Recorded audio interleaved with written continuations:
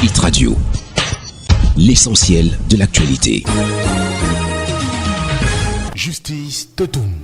Nouvelle session d'information sur Hit Radio. Mesdames et messieurs, bienvenue. Crise anglophone, Félix Agbon-Bala Congo appelle la communauté internationale à isoler le gouvernement camerounais en raison des violences en cours dans les régions anglophones du pays. L'avocat s'est exprimé à Dakar lors de la présentation du rapport d'Amnesty International sur la situation de la crise dans les régions anglophones. Selon l'ONG Amnesty International, le dit rapport a été réalisé après des interviews de plus de 150 victimes et corrobore avec plus de 1000 faits, enquêtes et enregistrements de victimes que le Centre pour les droits de l'homme et la démocratie en Afrique dispose comme documentation et régulièrement enrichie depuis près de 2 ans.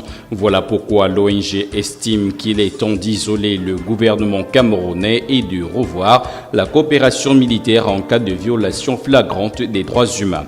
Football, 25e journée du championnat MTN Elite One, le leader Coton Sport de Garoua chute lourdement, tandis que l'Union de Douala se relance. Mercredi, au stade annexe de Limbegno, Star de Douala a infligé aux Coton Culteurs leur première défaite depuis le début de la phase retour. Le leader, qui ne compte que 2 défaites jusqu'à ce niveau de la compétition, n'a inscrit aucun but depuis la 24e journée.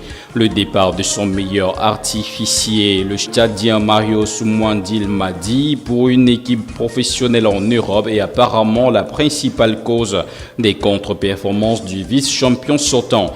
L'Union sportive de Douala, quant à elle, a eu raison de l'Unisport du Oncam.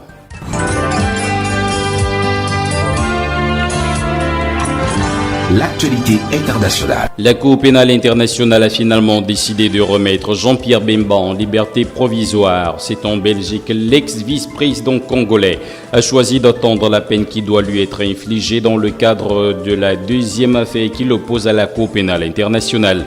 Vendredi dernier, l'opposant congolais a été acquitté pour les crimes de guerre et les crimes contre l'humanité qui a été reproché à ses troupes en Centrafrique.